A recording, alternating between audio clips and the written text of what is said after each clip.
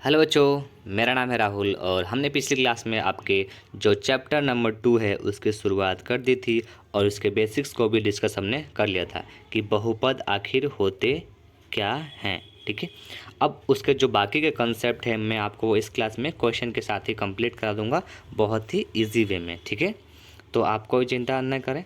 अब आप आ जाते हैं अपन सिर्फ टॉपिक पे 2.1 को शुरुआत कर देते हैं। इसमें क्या है, निम्नलिखित व्यंजकों में कौन कौन से एक चर बहुपद है और कौन कौन से नहीं, कारण अपने उत्तर के साथ दीजिए। मैंने आपको बहुत अच्छे तरीके से समझाया था कि सारे क्या है, व्यंजक तो होते ही है। ये सारे के सारे जो क्वेश्चन लिखे हुए सारे के सारे क्या है, व्यंजक है। और व्यंजक कैसे होते हैं मैंने आपको पिछली क्लास में बहुत ही डिटेल में अच्छे से आसान तरीके से बता दिया था। इस क्लास में हम जानेंगे कि इनमें से अब कौन सा वाला जो है वो बहुपद है और कौन सा वाला बहुपद नहीं है। तो हम फर्स्ट क्वेश्चन की बात करते हैं। क्या लिखा हुआ है, 4x² - 3x + 7, ये लिखा हुआ फर्स्ट क्वेश्चन।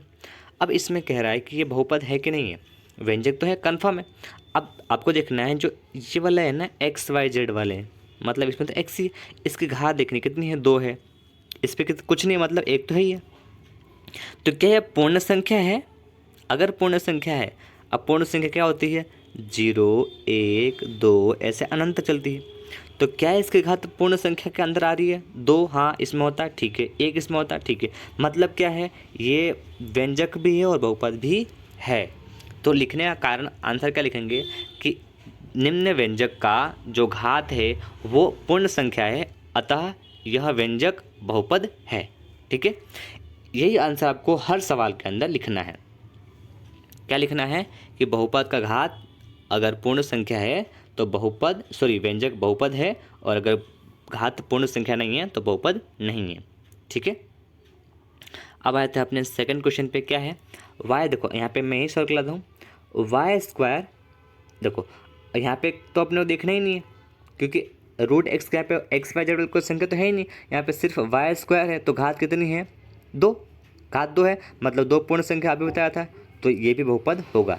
तो इसमें भी सेम आपको लिखना है कि बहुपद की घात पूर्ण संख्या है, अतः व्यंजक बहुपद है। ठीक है, नेक्स्ट क्वेश्चन आप आते हैं थर्ड वाले पे। थर्ड वाले क्या कहता है, 3 √t + t√2।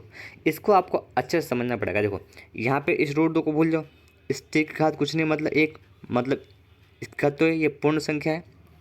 लेकिन देखो इस वाले t के ऊपर घात कितनी लग रही है, √t। इसको हम लिख सकते हैं t की घात 1/2। जो भी संख्या अंडर रूट के अंदर होती है, मतलब उसकी घात कितनी होती है, 1/2। जैसे मैंने लिखा 4 की घात 1/2, तो मैं इसको अंडर रूट के अंदर 4 लिख सकता हूँ, दोनों ही सेम बात है। आई होप आप समझ गए होंगे। तो अब आते हैं फिर से इस सवाल पे। तो इसकी घात कितनी है टी की, यहाँ पे 1/2। तो 1/2 क्या पूर्ण संख्या है? नहीं है, कि 0 आता है और उसके बाद 1 आता है। हमको 1/2 पूर्ण संख्या में नहीं आता है, तो नहीं आता है मतलब क्या हुआ, ये इसकी घात पूर्ण संख्या में नहीं है, तो नहीं है, तो ये बहुपद भी नहीं है, व्यंजक है, व्यंजक है, बहुपद नहीं है। ठीक है, ये आपको बहुत ही इजी वे में बता रहा हूँ, बहुत ही आसान लैंग्वेज में, आसानी से हिंदी मीडियम छात्रों के लिए। तो ये आप देख सकते हैं। ठीक है ना, अब आए थे अपने फोर्थ वाले पे। फोर्थ क्या है, y + 2/y। देखो इसकी घात तो कुछ नहीं है, 1 चलेगा, इसकी घात कुछ नहीं है, 1 चलेगा। लेकिन हम बहुपद में जो XYZ वाली संख्या होती है उसको बटे के नीचे नहीं लिखते, सबको ऊपर ही लिखना होता है। मतलब इसको मैं अगर लिखूँ तो ये y की घात कुछ नहीं, मतलब 1 है, +2, और जो ये नीचे y है, मैं जब इसको ऊपर लाऊंगा y, तो आपने पढ़ा होगा कोई संख्या अगर a है, अगर उसको बटे में ले जाते हैं तो घात माइनस रहता है। या फिर इसका रिवर्स उल्टा, अगर कोई संख्या बटे में a ऐसा उल्टा है, तो उसको जब मैं ऊपर लाऊंगा तो घात कितनी हो जाएगी, -1 हो जाएगी ना, -1। इसी तरीके से जब मैं y को नीचे से ऊपर लाऊंगा तो इसकी घात कितनी हो जाएगी, -1, और -1 घात क्या पूर्ण संख्या है, नहीं है, मतलब ये वाला चौथा आपका बहुपद नहीं है। और पांचवा क्या है, इजीली सबकी घात 10, 3 और 50, मतलब ये बहुपद है। तो आई होप आपको अच्छे समझ में आ गया हो कि बहुपद कौन सा होता है और कौन सा बहुपद नहीं होता है। आ जाते हैं अपने नेक्स्ट सवाल पे। अब देखो क्वेश्चन नंबर 2 कहता है 2.1 का क्वेश्चन नंबर 2, गुणांक। अब मैं आपको पहले गुणांक का कंसेप्ट बता दूँ। यहाँ पे गुणांक होता क्या है, गुणांक। गुणांक इसको अपन तोड़ के देखेंगे ना, गुणा वाला अंक अपन समझने के लिए कह सकते हैं गुणा वाला अंक। गुणा वाला अंक मतलब बोलूँ कि 2x, इसमें 2 के साथ क्या गुणा हो रहा है तो x, या x के साथ क्या गुणा हो रहा है तो 2। मतलब जो संख्या बोलो ना उसको छोड़ के उसके साथ क्या है वो आपको देखना है। मैंने बोला 4p, तो p के साथ क्या गुणा हो रहा है 4, और 4 के साथ क्या गुणा हो रहा है p। इजी। वैसे में लिखा 2p² माइनस p। अब मैंने पूछा p के साथ क्या गुणा हो रहा है, तो मैंने p बोला ना, आपको p पे ही ध्यान देना है। अगर मैंने p² बोला होता तो आपको p² पे ध्यान देना होना। तो p² के साथ क्या गुणा हो रहा है 2, और p के साथ क्या गुणा हो रहा है कुछ नहीं। तो कुछ नहीं है तो मतलब क्या हुआ, किसी भी संख्या में एक का तो गुणा होता ही है। जैसे कि 2 × 1 लिखो तभी तो इसका मतलब 2 ही है। मतलब सिर्फ 2 लिखा हो तो क्या हुआ, इसका मतलब उसमें एक तो है, लेकिन उसके साथ यहाँ पे क्या माइनस का चिन्ह भी है ना। मतलब p के साथ यहाँ का गुणा हो रहा है माइनस का 1। समझ में आया गुणांक क्या होता है। गुणांक मतलब गुणा वाला अंक। जो सवाल पूछे उसके साथ में क्या गुणा हो रहा है वो आपको आंसर बताना है। बस इतना सा इसका कंसेप्ट है, ठीक है ना। अब आते हैं अपने सवाल के ऊपर।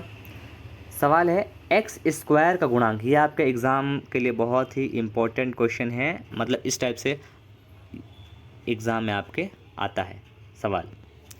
क्या है x² का गुणांक। तो देखो यहाँ पे x के साथ क्या है प्लस है।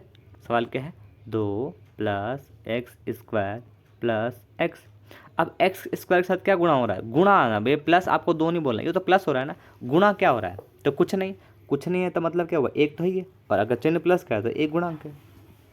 वैसे ही उसका अगले वाला सवाल क्या है 2 - x² + x³ तो जो बोला है ना x², तो फोकस भी x² पे ही करना है।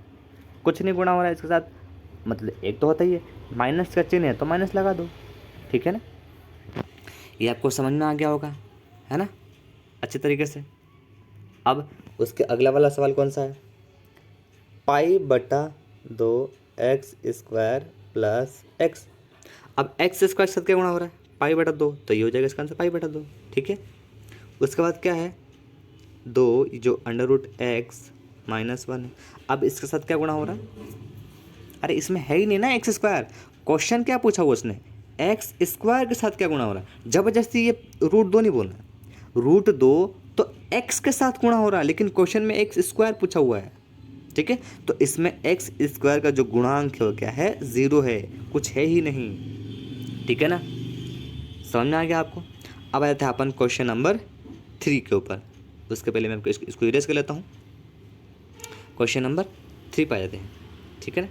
अब क्वेश्चन नंबर 2 समझ में आया ना, बहुत आसान सा लैंग्वेज समझाया। गुणांक क्या होता है, गुणा वाला अंक। अब क्वेश्चन नंबर 3 पे आते हैं। क्वेश्चन नंबर 3 कह रहा है द्विघात मतलब 35 घात और 100 घात के एक पद का उदाहरण दीजिए। तो ये घात का कंसेप्ट मैं बताता हूँ। देखो अगर मैंने कोई बहुपद लिखा 5x की घात 4 + 2x की घात 3 + 1, इस टाइप से, तो इस बहुपद की घात कितनी होगी। इसमें जो सबसे बड़ी घात होगी ना, देखो यहाँ इस घात कितनी है 3, इस घात कितनी है तो इस पूरे बहुपद की घात कितनी होगी 4। समझ में आया। और पद कितने हैं, तो मैंने कहा था जहाँ से प्लस और माइनस वहाँ से लाइन खींच दो, ये लाइन और एक लाइन, तो कितने पद हुए 1, ये 2, ये 3 पद है। तो ये जो बहुपद है 3 पद वाला बहुपद है जिसकी घात कितनी है 4। आई होप आपको समझ में आ गया होगा। नहीं समझ में आया तो इसको वापस एक बार रिपीट करो, वीडियो को आ जाएगा समझ में। तो यहाँ पे क्वेश्चन क्या, 35 घात का द्विपद। तो पहले आप द्विपद बनाओ, द्विपद लिखो। जैसे मैंने लिखा x + 2, ये द्विपद है, एक ये पद और एक ये पद। घात कितनी है 35, तो इसके ऊपर घात है 35 लगा दो, ठीक है। समझ में आया ना। अब इसने बोला 100 घात का एक पद, तो कोई भी एक पद लिख दो। जैसे कि 3x, ये एक पद है। अब x की जगह y लिखो, p लिखो, q लिखो, r लिखो, जैसे कि 2p भी हो जाए, ठीक। इसने बोला 100 घात, तो आप घात 100 लगा दो। घात 100 बोला तो 100 लगा दो, तो ये भी आंसर है, ये भी आंसर है, और आपको जो समझ में आता है वो अपने हिसाब से लिख सकते हो। ठीक है ना। तो ये हो गया आपका क्वेश्चन नंबर 3 भी कंप्लीट। ठीक है, अब अपन आ जाते हैं क्वेश्चन नंबर 4 के ऊपर। 4 क्या कह रहा है, निम्नलिखित बहुपद में बहुपद की घात बताए। जो मैंने जस्ट अभी कंप्लीट किया, जो सबसे बड़ी घात होगी उस बहुपद की वही क्या होगी, मतलब उसमें जो सबसे बड़ी घात होगी वही उस बहुपद की घात होगी। तो देखो इस सवाल में हमको क्या दिख रहा है, एक्स की घात 3, यहाँ पे दिख रहा है ना एक्स की घात 3 है, फिर 2 है, फिर 1 है। तो 3 है, इसका मतलब क्या है, इस बहुपद की घात कितनी होगी, 3। तो फर्स्ट वाले का बहुपद की घात 3 होगी। इसमें कितनी होगी, वाई का स्क्वायर है तो वाई की घात 2, मतलब सबसे बड़ी घात 2 ही है ना, तो इसका आंसर हो जाएगा 2। इस वाले सवाल में क्या है, देखो टी की घात 5t लिखा हुआ ना, -√7। तो टी की घात अभी क्या है, कुछ नहीं है ना, कुछ नहीं, मतलब अपने को एक मानना ही है।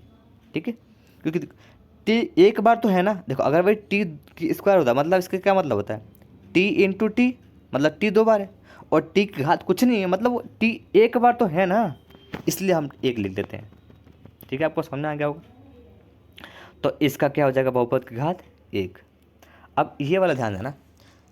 अब देखो इसमें, अब इसमें कोई क्या है, बहुपद तो है नहीं, मतलब ये देखो ये शून्य बहुपद है, क्योंकि इस घात कितनी है, शून्य है। देखो इसमें आप कोई भी अल्फ़ाबेट लगोगे, कोई भी ABCX में एक्स लिख देता हूँ, इसकी घात 0 है। देखो पहले इसका आंसर बता दूँ, इसका आंसर तो है 0। अब वो कैसे 0 है मैं समझा रहा हूँ यहाँ पे, एक बार मैं ये सब क्लीन कर लूँ फिर आपको समझाता हूँ इसका आंसर 0 कैसे है। ठीक है, देखो इसका आंसर तो 0 है, अब वो कैसे है, देखो 3 के साथ कुछ भी आप गुणा करो, अब गुणा तो ABCD करोगे तभी तो बहुपद बनेगा। मान लेते हैं मैंने P गुणा किया, ठीक है। अब इसका अगर 1 होती तो मैं इसको 3P लिखता, लेकिन यहाँ पर तो नहीं लिखा हुआ। इसका क्या है कि वो 3 लिखा हुआ, इसकी घात 0 है। कैसे, क्योंकि आपने पढ़ा होगा कोई भी संख्या उसका घात अगर 0 होता है ना तो उसका मान 1 होता है। मतलब यहाँ पे 3 के साथ P लिखो, Q लिखो, R लिखो, उसका 0 लगा हुआ है ना तो उसका मान हो जाएगा 1, क्योंकि किसी भी संख्या का घात 0 उसका मान 1, और इसको 3 × लिखोगे तो कितना हो जाएगा 3, मतलब घात कितनी हुई 0। समझना है, बहुत ही अच्छे से समझाया मैंने। अगर फिर भी नहीं समझ में आता है तो आप वीडियो को वापस से रिवाइज करके देखो, आ जाएगा। और नहीं आता है तो कमेंट करके बताओ कि क्या चीज़ आपको समझ में नहीं आई, क्योंकि मैंने तो अपने तरफ से अच्छे से सब समझा दिया। अब आपको क्या समझ में नहीं आया वो मुझे आप कमेंट करके बता देना। क्वेश्चन नंबर अब लास्ट है 5वां, आपके 2.1 कंप्लीट होने वाला है। अब इसमें आपको जब घात समझ में आ जाएगा ना तो ये 5 सवाल पे समझ आ जाएगा। जिसमें बहुपद की घात अगर 2 होगी तो उसको हम क्या बोलेंगे, द्विघाती। ठीक है, जिसमें बहुपद की घात 3 होगी उसको हम बोलेंगे त्रिघाती, और जिसमें बहुपद की घात 1 होगी उसको हम बोलेंगे रैखिक। एक घाती नहीं बोलना, रैखिक बोलना, रैखिक बहुपद, रैखिक। तो अभी आपको जस्ट इसके पहले आपने बहुपद की घात देखना सीख लिया कि कैसे देखते हैं। अब जैसे आपको लिखा है कि बहुपद का 2 है मतलब द्विघाती, 3 है तो त्रिघाती, और बहुपद का 1 है मतलब रैखिक है। आपको अगर चौथा क्वेश्चन समझ में आया तो 5वां तो बहुत ईजी ही है। देखो इसमें घात कितनी है, फर्स्ट वाले सवाल में घात कितनी है 2, तो ये फर्स्ट वाला सवाल क्या है, रैखिक, तो इसके सामने लिखना है रैखिक। अरे रैखिक कैसे होगा भैया, घात 2 है ना तो द्विघाती होगा, इसमें घात 3 है सबसे तो त्रिघाती, इसमें सबसे बड़ी घात 2 है तो द्विघाती, इसमें सबसे बड़ी घात 1 है तो एक घाती। एक घाती नहीं होता है, रैखिक लिखना है उसकी जगह, मतलब आपको उसके सामने रैखिक लिखना है। 3t है मतलब घात कुछ नहीं है 1 तो रैखिक, इसमें घात कितनी है 2 तो द्विघाती, और इसमें घात कितनी है 3 तो त्रिघाती।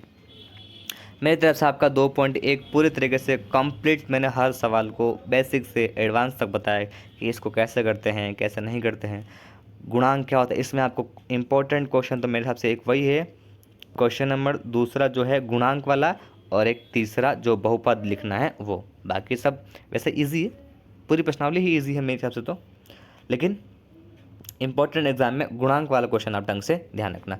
मिलेंगे नेक्स्ट क्लास में 2.2 के साथ, उसके बेसिक्स को कंप्लीट करेंगे पहले, फिर उसको कंप्लीट करेंगे। तब तक के लिए बाय।